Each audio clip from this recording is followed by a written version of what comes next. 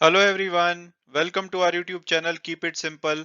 आज के वीडियो में हम बात करेंगे रिलायंस इंडस्ट्रीज की, जिन्होंने कि कल यानी कि 21 जनवरी को अपने थर्ड क्वार्टर के रिजल्ट्स डिक्लेयर किए हैं। कंपनी के जो रिजल्ट्स हैं बेटर देन एक्सपेक्टेशंस रहे हैं और कंपनी का जो ओवरऑल नेट प्रॉफिट है वो 38% ईयर ओवर ईयर बेसिस पे बढ़ के 20,539 करोड़ का रहा है। तो इस वीडियो में हम इनके रिजल्ट्स को डिटेल में डिस्कस करेंगे और ये भी बात करेंगे कि क्या आपको करंट प्राइस पे रिलायंस का शेयर लेना चाहिए या नहीं। और आगे बढ़ने से पहले अगर आपने अभी तक चैनल को सब्सक्राइब नहीं किया तो प्लीज सब्सक्राइब करके हमें मोटिवेट कीजिए। तो सबसे पहले अगर हम हाई लेवल समरी को देखें इनके रिजल्ट्स की, तो कंपनी का थर्ड क्वार्टर का प्रॉफिट 37.9% बढ़ के पिछले साल के मुकाबले में 20,539 करोड़ रुपए रहा है। हालांकि इसमें कंपनी को एक वन टाइम गेन हुआ है, जो इन्होंने यूएस शेल बिजनेस को बेचा था, उसके चलते इनको 2,836 करोड़ का वन टाइम गेन हुआ है। तो अगर इसको हम हटा दें तो कंपनी का जो थर्ड क्वार्टर का प्रॉफिट है वो 17,703 करोड़ रहा है। और अगर ऑपरेटिंग प्रॉफिट यानी कि एबिटा की बात की जाए तो वो पिछले साल के मुकाबले 29.9% बढ़ के 33,886 करोड़ रहा है। और इसमें सबसे बड़ा कारण रहा है कि जो इन्होंने बेटर प्राइस रियलाइजेशन किया है। और अगर अब एस्टिमेट्स की बात की जाए तो ब्लूमबर्ग के कुछ एस्टिमेट्स लगाए गए थे और उसमें इनके प्रॉफिट की उम्मीद की गई थी कि ये 15,264 करोड़ रहेगा। तो वहां से अगर हम एक्सेप्शनल प्रॉफिट को भी हटा दे तो 17,703, यानी कि इन्होंने अपने एक्सपेक्टेशन को बीट किया है। इसके अलावा अगर रेवेन्यू की बात की जाए तो 1,75,000 करोड़ रहने की उम्मीद थी, जबकि एक्चुअल में इनका रेवेन्यू 2,09,000 करोड़ से भी ज्यादा रहा है। हालांकि इसमें कुछ जीएसटी क्रेडिट है, अगर उसको भी हटा दिया जाए तो 1,91,000 करोड़ रहा है, जो कि एक्सपेक्टेशन से काफी बेटर है।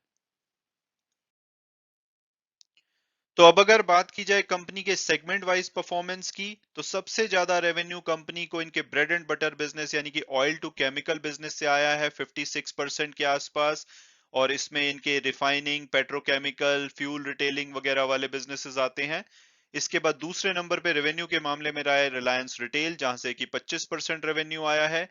तीसरे नंबर पे रिलायंस डिजिटल, जिसमें कि जियो आता है, वहां से लगभग 11% के आसपास का रेवेन्यू आया है। उसके अलावा बाकी सेगमेंट से लगभग 8% के आसपास, जिसमें कि इनके अदर सेगमेंट हैं। उसके बाद ऑयल एंड गैस जिसमें कि एक्सप्लोरेशन वगैरह को इंक्लूड किया जाता है, क्योंकि कंपनी अपना जो ऑयल टू केमिकल का स्टेक सऊदी अरामको को बेचना चाहती थी, तो ऑयल टू केमिकल और ऑयल एंड गैस बिजनेसेस को सेपरेट किया गया था। हालांकि फ्यूचर में ये बिजनेसेस को दोबारा मर्ज कर दिया जाएगा, बट अभी के लिए सेपरेट है। तो ऑयल एंड गैस में एक्सप्लोरेशन वाला बिजनेस है, तो वहां से इनका 1% रेवेन्यू आया है। और अगर हम एबिटा की बात करें यानी कि इनके ऑपरेटिंग प्रॉफिट की, तो वो सबसे ज्यादा इनका operating profit oil to chemical business से 43%। उसके बाद दूसरे नंबर पे ऑपरेटिंग प्रॉफिट के मामले में जियो रहा है 32%। और तीसरे नंबर पे रहा है रिटेल 12% के आसपास। और बाकी जो अन्य बिजनेसेस हैं वहां से भी लगभग इनका 12% का ऑपरेटिंग प्रॉफिट आया है। और अब अगर हम इनके सेगमेंट्स की थोड़ी और डिटेल में चर्चा करें, तो ऑयल टू केमिकल और ऑयल एंड गैस बिजनेसेस जिनको कि फ्यूचर में मर्ज कर दिया जाएगा, उनका सिक्स्थ सीक्वेंशियल यानी कि लगातार ऐसा क्वार्टर रहा है जिसमें कि इनकी कंटिन्यू ग्रोथ देखी गई है। और फ्यूल मार्जिन में रिकवरी के चलते कंपनी का ये क्वार्टर अच्छा रहा है। उसके अलावा वॉल्यूम में बढ़ोतरी देखी गई है और इनका जो upstream business oil and gas exploration का है, वहां पे ऑपरेटिंग प्रॉफिट इनका 2,000 करोड़ से ज्यादा रहा है। और अगर बात की जाए रिटेल की, तो इनका जो रेवेन्यू है 50,000 करोड़ से बढ़ गया है। पिछली बार इनको 45,450 करोड़ का प्रॉफिट हुआ था और इस बार इन्होंने 50,000 का जो आंकड़ा है उसको क्रॉस करके 57,717 करोड़ का रेवेन्यू जनरेट किया है। और अगर ऑपरेटिंग प्रॉफिट की बात की जाए तो 3,835 करोड़ रहा है। इसके अलावा जो रेस्ट्रिक्शंस की वजह से इनके स्टोर ऑपरेट नहीं कर पा रहे थे फुल कैपेसिटी में, वो भी अब near to like full capacity यानी कि 100% ऑपरेटिंग आवर्स के साथ ऑपरेट कर रहे हैं। और कंपनी ने 837 नए रिटेल स्टोर ऐड किए हैं और अब इनके टोटल स्टोर 14,412 हो गए हैं। बात की जाए जियो की, तो यहाँ पे भी रेवेन्यू 25,000 करोड़ के जो आंकड़ा था उसको क्रॉस किया है। पिछली बार ये 25,000 करोड़ से कम था, 24,362 करोड़, जहां से बढ़ के यह 25,200 करोड़ रहा है इस क्वार्टर में। और इनका जो ऑपरेटिंग प्रॉफिट है उसने 10,000 करोड़ का मार्क भी क्रॉस कर लिया है। आप यहाँ देख सकते हैं कि पिछली बार इनको 9,561 करोड़ का प्रॉफिट हुआ था ऑपरेटिंग प्रॉफिट, और जो कि बढ़ के 10,230 करोड़ हो गया है। इसके अलावा कंपनी के जो ग्रॉस सब्सक्राइबर हैं वो 3,46,00,000 से बड़े हैं। हालांकि अगर थर्ड क्वार्टर की बात की जाए तो इन्होंने अराउंड नेट बेसिस पे 84 लाख के आसपास के सब्सक्राइबर लूज किए हैं, और उसका रीजन यही है कि काफी सारे सब्सक्राइबर के पास दो सिम थे, वो अब एक सिम को डीएक्टिवेट करा रहे हैं। इसके अलावा कुछ नंबर्स को जियो ने सेकेंड वेव के चलते सिर्फ एक्टिवेट करा के रखा हुआ था, लेकिन अब उनको दोबारा से रिचार्ज नहीं कराया जा रहा है, तो उसकी वजह से इनके सब्सक्राइबर बेस पे नेट बेसिस पे थोड़ी कमी देखी गई है। हालांकि एवरेज रेवेन्यू पर यूजर की बात की जाए तो वहां पे कंपनी ने अभी, क्योंकि अपने टैरिफ्स को बढ़ाया था, तो वो 143.6 रुपीस से बढ़ के 151.6 हो गया है, जो कि कंपनी के लिए अच्छी बात है। इसके अलावा जो इन तीन मेजर सेगमेंट के अलावा जो कंपनी का फोकस रहने वाला है वो इनके न्यू एनर्जी सेगमेंट में रहने वाला है। इस सेगमेंट में कंपनी ने काफी सारी इन्वेस्टमेंट करी है टेक्नोलॉजी और कैपेबिलिटीज में, और बहुत सारी पार्टनरशिप करी है। इसके ऊपर मैंने काफी वीडियो भी बनाए हैं इनके, तो उसको ये आने वाले टाइम में इन कंपनी का फोकस रहने वाला है उस सेगमेंट पे भी।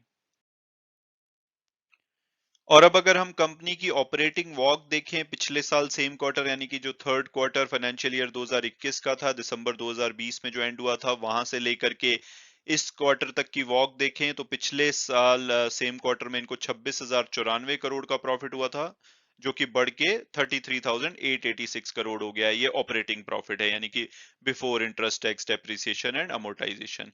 और उसमें से सबसे बड़ा कंट्रीब्यूशन इनका 75% जो इंक्रीमेंटल ऑपरेटिंग प्रॉफिट आया है वो इनके ऑयल टू केमिकल और ऑयल एंड गैस बिजनेस से आया है।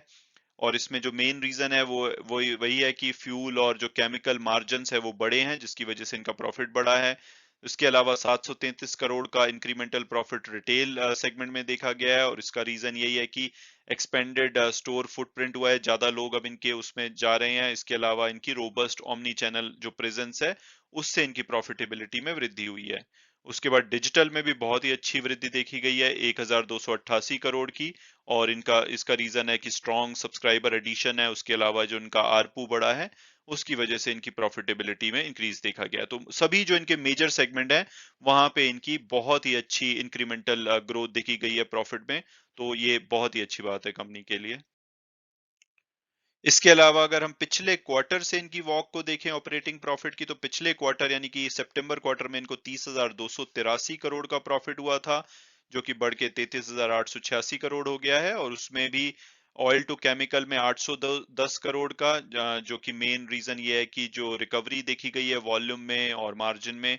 उसके बाद रिटेल में 912 करोड़ का, और इसमें ऑपरेटिंग जो इनकी 100% हो गई है। पिछले क्वार्टर तक काफी सारी रिस्ट्रिक्शंस की वजह से इनके स्टोर पूरी कैपेसिटी में काम नहीं कर रहे थे, तो उसका फायदा हुआ है। इसके अलावा जो कंपनी ने नए स्टोर खोले हैं उससे फायदा हुआ है। और जियो में 669 करोड़ का प्रॉफिट, इंक्रीमेंटल प्रॉफिट हुआ है पिछले क्वार्टर की वजह से, और उसका जो मेन कारण है वही ग्रॉस सब्सक्राइबर एडिशन और एवरेज रेवेन्यू पर यूजर बढ़ा है।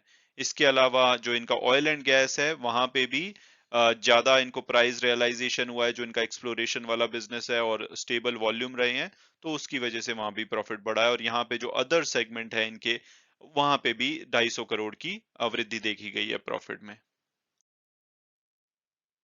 और अब अगर बात की जाए कंपनी की बैलेंस शीट की, तो सितंबर 2021 में कंपनी नेट डेट फ्री हो गई थी, यानी कि जितना भी ग्रॉस डेट था कंपनी के ऊपर उससे ज्यादा कंपनी के पास कैश और कैश इक्विवेलेंट था।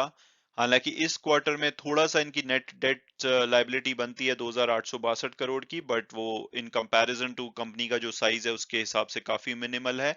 और इसमें भी कंपनी ने काफी अच्छे डिसीजन लिए हैं, जैसे कि जो इनकी जैसे हाई कॉस्ट स्पेक्ट्रम लाइबिलिटीज थी गवर्नमेंट को, उसको कंपनी ने पे ऑफ कर दिया है।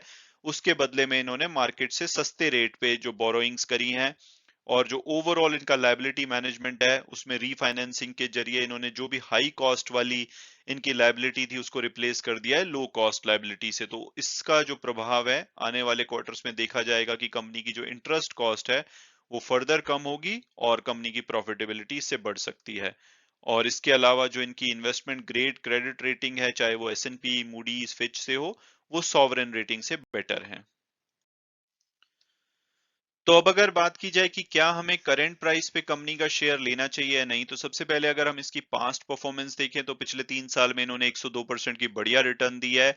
हालांकि पिछले 1 साल से इनकी 18% की एवरेज रिटर्न रही है, और उसमें से भी 3 महीने में इनका शेयर 5.5% नीचे गिरा है। हालांकि पिछले 1 महीने से इन्होंने थोड़ी सी रिकवरी दिखाने लगे हैं। और अगर हम टिकर टेप के प्रेडिक्टिव एनालिसिस को देखें तो उसके हिसाब से इनका एवरेज प्राइस 2772 आता है, हायर साइड पे 3142 और लोअर साइड पे 1776। जो अभी फ्राइडे की क्लोजिंग हुई है वो 2478 पे हुई है, तो हम ये कह सकते हैं कि अभी अपने एवरेज प्राइस से नीचे पे अवेलेबल है, यानी कि प्राइसिंग अट्रैक्टिव है। इसके अलावा अगर इनके फंडामेंटल्स को देखा जाए तो लार्जेस्ट कंपनी है मार्केट कैपिटलाइजेशन के हिसाब से, पी और पीबी रेशियो अट्रैक्टिव लगता है, और इनका कोई भी ट्रू कॉम्पिटिटर नहीं है, तो हम इनको कंपेयर नहीं कर सकते क्योंकि इनके बहुत सारे डिफरेंट टाइप के बिजनेसेस हैं। बट ओवरऑल 32 की पी और 2 की पीबी इज गुड इनफ।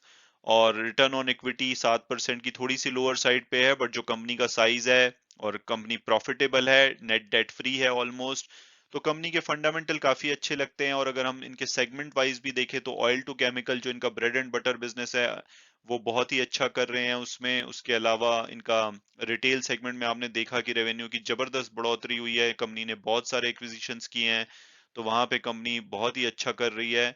और जियो में तो ऑलरेडी ये मार्केट लीडर बन चुके हैं। और जो इनका न्यू एनर्जी सेगमेंट जिसपे की कंपनी बहुत ज्यादा इन्वेस्ट करने वाली है, वो बज वर्ड रहने वाला है। गवर्नमेंट बहुत ज्यादा उसके ऊपर फोकस करने वाली है क्योंकि गवर्नमेंट की कमिटमेंट है, तो उसमें रिलायंस एक बड़ा प्लेयर निकल के आ सकता है। तो ओवरऑल मुझे तो ये कंपनी काफी पसंद है। इन माय पर्सनल ओपिनियन मुझे लगता है कि करंट प्राइस पे भी या किसी भी करेक्शन पे इसको लॉन्ग टर्म विजन के साथ लेना चाहिए। और अगर आप बात की जाए स्पेसिफिकली कि मंडे को इनका शेयर कैसे रिएक्ट कर सकता है, तो आप देखेंगे कि रिलायंस इंडस्ट्रीज का जो ग्लोबल डिपॉजिटरी रिसीट है उसने रिजल्ट आने से पहले लगातार गिर रहा था, लेकिन जब रिजल्ट आए यूके में तब 3:30 से 4 बजे का टाइम था, हमारे यहाँ पे रात के 8:30-9 बजे थे।